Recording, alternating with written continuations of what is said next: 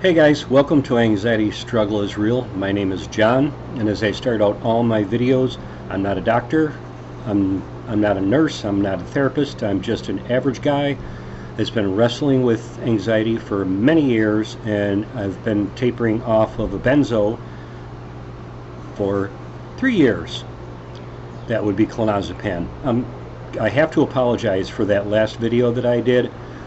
I was talking really slow. I had no idea my speech was that bad. So I am focusing heavily on talking more normal and fast. Okay, so my last video, I said I was stuck. And I'm still stuck. And I also said I think I had it figured out. I had a theory. And this is it. 2 years into my taper, I had a heart attack. And when you have a heart attack, they put you on a boatload of medications. Now, as far as the speech goes, it was shortly after the heart attack, about a month, that the speech stuff started. And the not being able to take that, or to get rid of that piece of pill in my taper, has been crazy. I haven't been able to when I was doing very well prior to the heart attack. So this is what I think. And I found one video on this, and then I can't find it again. I'm not going to name the drugs that I'm taking, just in case that somebody out there is taking that drug and it's working well for them. I don't want to, I don't know, scare anybody or trigger anybody. I'm taking 4 medications that cause dizziness. I'm taking 4 medications that cause anxiety. I'm missing something here. And I'm taking 2 medications that, they don't say this, but they have a negative impact on your cognitive speaking and stuff like that. Actually, they do kind of admit it. So they affect the brain. Our brains need to heal when we're tapering off of this. This is how this is my take on it.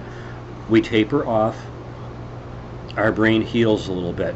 We taper again, our brain heals a little bit. Our brain keeps allowing us to taper. I think that's how it works. That's the way I look at it for myself.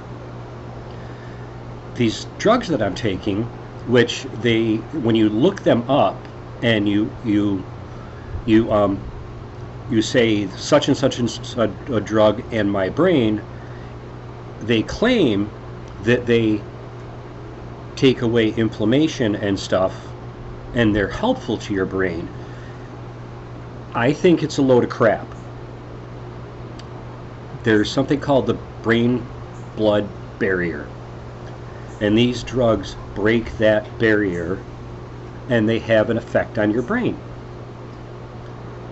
Your brain needs what these drugs are taking away or limiting for you.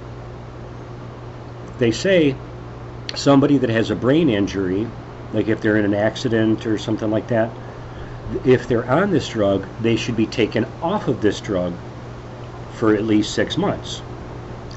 Now, I don't know if what we go through is qualified as a brain injury. I think it is.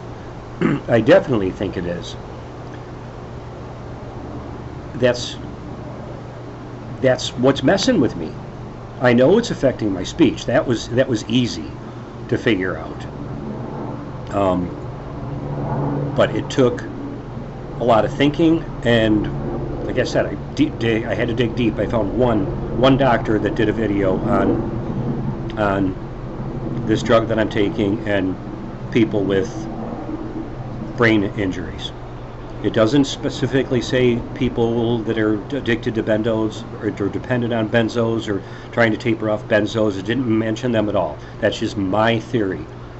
So when I see my cardiologist next, he's going to get an earful, and I'm going to get off these drugs, because I want to be free and clear of benzos. I want to be done. I want to be off of them. I'm never going to touch them again. I will never, I don't care how bad the anxiety gets, I will never take one again. I don't care what the doctors say. No. No. I'll freak out before I'll take those again. So maybe it's solved. If you, anybody out there, if you want to know what drugs I'm taking, you can direct message me on my Instagram. It's at jledge, at jledge, whatever. At jledge, whatever.